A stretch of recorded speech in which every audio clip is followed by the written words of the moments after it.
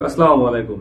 হাদিস অনুযায়ী আমরা জানি যে আসলে মালহামার পূর্বে আপনার ক্ষমতার কেন্দ্রস্থল বা বিশ্বের যে কমান্ড অর্ডার, সেই কমান্ড অর্ডার আর আমেরিকায় থাকবে না। সেই কমান্ড অর্ডার চলে আসবে জেরুজালেমে বা বর্তমান দখলদারদের দেশে। তো সেই জায়গা থেকে আমরা দেখলাম যে সেই কমান্ড অর্ডারই বলা যায় যে নেতানিয়াহু একটা কমান্ড করলেন আমেরিকাকে বললেন যে তোমার যে B2 বুস্টার বোম রয়েছে, সেই B2 বুস্টার বোম নিয়ে আসো, নিয়ে আইসা তারপর ইরানের যে 3টি পারমাণবিক স্থাপনা আছে সেখানে তুমি ফেলে তারপর এগুলো ধ্বংস করো। তো আমরা দেখলাম পরবর্তীতে সেই নেতানিয়াহুর কথাই শুনতে বাধ্য হলেন ডোনাল্ড ট্রাম্প যদিও বলেছিলেন যে আমরা 2 সপ্তাহ সময় নিয়েছি, 2 সপ্তাহের ভিতরে আমরা সিদ্ধান্ত নিব, কিন্তু 2 সপ্তাহ তো হলোই না, 2 দিন পরেই কিন্তু তারা হামলা করে দিল। তো সেই জায়গা থেকে আমরা এটা নিশ্চিত যে বিশ্বের কমান্ড অর্ডার এখন জেরুজালেমে চলে আসতেছে আস্তে আস্তে। তো এই যে হামলা তারা করলো, ইরানের 2-3টি পারমাণবিক স্থাপনা তারা ধ্বংস করে দিল। অনেকে আপনারা বলতে পারেন যে এতে আসলে ইরানের কিছুই হয় নাই, তারা আপনার এগুলা পুনরায় করতে পারবে। তো সেই জায়গা থেকে আসলে অতটা সহজ হবে না, কারণ যেহেতু এখানে B2 যে তাদের যে সেই B57 যে বোমা রয়েছে, বুস্টার বোম, সেগুলো একেবারে অনেক গভীরে গিয়ে, মাটির অনেক গভীরে গিয়ে তারপর তারা হামলা করেছে, বা মাটির অনেক গভীরে গিয়ে সেখানে তারা ব্লাস্ট হয়েছে। তো এই রকমের 6টি বোম ফালানো হয়েছে আপনার শুধুমাত্র এই যে ফর্দ পারমাণবিক স্থাপনায়। তো এরকমের বোমগুলা মানে ভিতরে গিয়ে ব্লাস্ট হওয়ার পর যেগুলো হয়, এই যে আপনার যে টানেলগুলো আছে অথবা ভিতরে যদি কোনো স্থাপনা থাকে বড় রকমের, সেই দেয়ালগুলো আসলে ফেটে যায়। যদিও সরাসরি ওর ভিতরে ঢুকতে পারে না, কিন্তু মাটির ভিতরে গিয়ে যখন এই বোমটা ব্লাস্ট হবে দেয়ালগুলা ফেটে যাবে, এবং দেয়ালগুলা ফেটে গেলে হয় কি, ওর ভিতরে প্রচুর পরিমাণে পানি ঢুকে যাবে। তো বুঝতেই পারতেছেন ওগুলো ব্যবহার করার যোগ্য আর থাকবে বলে আমার কাছে মনে হয় না। এখন আসলে যে তারা দাবি করছিল যে ইউরেনিয়াম 60% ইউরেনিয়াম তারা সংরক্ষণ করেছে, এখন ইরান বলতেছে যে সেই ইউরেনিয়াম তারা আগে থেকেই সরিয়ে নিয়েছে, কারণ তারা জানে যে এখানে যেহেতু হামলা নিয়ে কথা হয়েছে সেগুলো হামলা হবে, এই জন্য তারা আগে থেকে সরিয়ে নিয়েছে। এটাই সত্য আমার কাছে মনে হয় যে আসলেই তারা ইউরেনিয়াম সরে নিয়েছে। তো যাই হোক, এখন এই যে ইরানের উপর বড় রকমের হামলা আমেরিকা করলো, এখন আগে প্রশ্ন ছিল যে আমেরিকা যুদ্ধে জড়াবে কিনা, এখন প্রশ্ন হয়ে গেছে ইরান যুদ্ধে জড়াবে কিনা আমেরিকার সাথে। তো সেই জায়গা থেকে আমেরিকাকে বড় রকমের একটা পানিশ তারা করবে ইরান, নিশ্চিত থাকতে পারেন যে আমেরিকাকে যে কোনো ভাবে হোক একটা শিক্ষা দিবে ইরান। এটা করার জন্য তারা যত কিছু লাগে সেটা করবে। এখন কিভাবে আসলে এই শিক্ষাটা দিতে পারে, এটা হইল মেইন বিষয়। তো প্রথমে অনেক বিশেষজ্ঞরা মনে করেন ইরান এই মধ্যপ্রাচ্যে আমেরিকার যে ঘাঁটিগুলো আছে সেইগুলো আক্রমণ করবে। আমার কাছে মনে হয় না। ইরান আমেরিকান যে ঘাঁটিগুলো অনেক মুসলিম দেশে আছে, কুয়েতে আছে, আপনার সৌদি আরবে আছে, তারপর ওমানে আছে, তারপর বিভিন্ন জায়গা আছে, এবং ওই পাশে একটা চর আছে, সেই চর এলাকাটাও কিন্তু ছোট একটা দ্বীপ আছে, সেই দ্বীপটাও কিন্তু আমেরিকান ঘাঁটি আছে, এবং সেই দ্বীপটা তারা দখলে নিয়ে নিয়েছে আমেরিকা।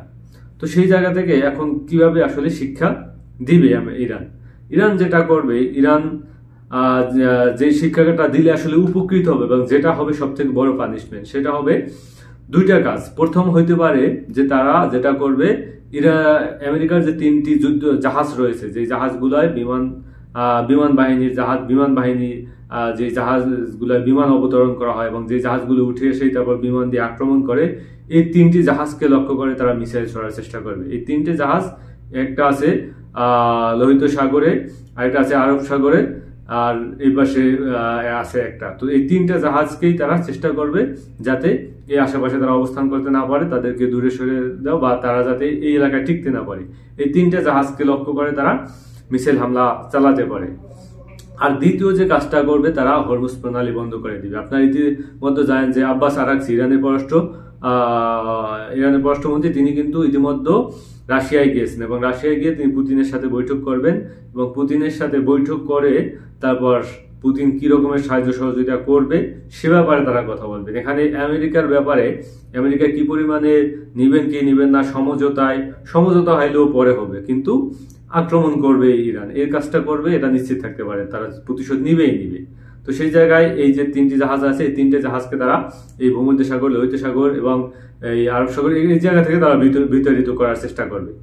আর দ্বিতীয় যে কাজটা করবে, তারা হরমুজ প্রণালী বন্ধ করে দিবে। এবং ইতিমধ্যে ইরানের পার্লামেন্টে হরমুজ প্রণালী বন্ধ করার জন্য তারা আইন পাশ করে রেখেছে, এবং সেই আইনটা হলো এরকমের যে হরমুজ প্রণালী বন্ধ করে দিবে শুধুমাত্র আমেরিকান এবং দখলদারদের জাহাজ বন্ধ করে দিবে তারা। অন্য অন্য রাষ্ট্রে রাশিয়া, চীন, ভারত, বাংলাদেশ এইসব অঞ্চলে যে জাহাজগুলো আসে বা ইরানের যারা মিত্র দেশ আছে যাদের সাথে কোনো শত্রুতা নাই, সেই ধরনের জাহাজ তারা চলাচল করতে পারবে, শুধুমাত্র আমেরিকা এবং দখলদারদের কোনো জাহাজ তারা চলতে দিবে না হরমুজ প্রণালী দিয়ে। এবং এদিকে লোহিত সাগরে আপনার এখন হুতিকেও সেটা অ্যাগেন করবে, শক্তিশালী করবে, সেখানে তাদেরকে অস্ত্রশস্ত্রগুলো আবার যা কিছু লাগে সেগুলো দিয়ে তারা শক্তিশালী করবে, এবং শক্তিশালী করে তারপর তাদেরকেও কাজে লাগানোর চেষ্টা করবে, সর্বোচ্চ সহযোগিতা তাদেরকে দিবে। তো সেই জায়গা থেকে এখন ইসরায়েলের সাথে হয়তো তাদের একটা, ইসরায়েল যদি হামলা না করে তারা আর হামলা করবে না। এখন আমেরিকা হইলো তাদের অপশন। এখন আমেরিকাকে একটা উচিত শিক্ষা দিতে হবে বা জবাব দিতে হবে, নইলে মান ইজ্জত তো থাকে না।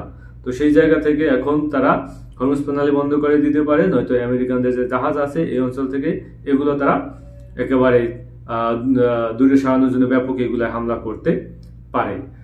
তো আমরা দেখি যে আসলে 2-1 দিনের ভিতরে আমরা দেখতে পারবো যে ইরান কি পদক্ষেপ নেয়। এবং ইরানের যে সিকিউরিটি কাউন্সিল রয়েছে, সেই সিকিউরিটি কাউন্সিলের কাছে এই যে হরমুজ প্রণালী বন্ধের ব্যাপারে আলাপ আলোচনা চলতেছে। পার্লামেন্টে তো অবশ্যই পাশ হয়ে গেছে, এখন শুধু সিকিউরিটি কাউন্সিলের অনুমতি পেলেই এই কাজগুলো করবে। এবং ডোনাল্ড ট্রাম্প দেখলাম যে আজকে ইরানের রেজিম চেঞ্জ নিয়ে কথা বলতেছে আবার। ইরানের রেজিম চেঞ্জ বর্তমানে সম্ভব না, আর এটা সম্ভবও হবে না, কারণ ইরানের যে আয়াতুল্লাহ আলী খামেনি এবং বর্তমান যুদ্ধকে কেন্দ্র করে ইরানের সমস্ত জাতি গোষ্ঠী সব এক হয়ে গেছে। এমনকি ইরানের বর্তমান সরকারের গভর্নমেন্টও অনেক যুবকরা নেতৃত্ব দিতেছে, এবং ইরানের যে যুব সমাজ তারাও আসলে এগুলো ভালোভাবে এক্সারসাইজ করতেছে যে আসলেই আমেরিকা যেটা করতেছে সেটা ভুল করতেছে। এমনকি খোমেনির পক্ষে এই আমেরিকান অ্যান্টি আমেরিকান একটা সেন্টিমেন্ট সেখানেও দাঁড়াই গেছে। তো সেই জায়গা থেকে যদিও চেষ্টাও করে, যদিও অন্য সরকার বা গণতন্ত্র এখানে যে আমেরিকার খোমেনিকে ফেলে করে তারপর রেজিম চেঞ্জ করে গণতন্ত্র ফিরিয়ে আনবে, সেই গণতন্ত্র টিকবে না পরবর্তীতে। তো সেই জায়গাতে সেই দিকে হাঁটার কোনো সুযোগও নাই।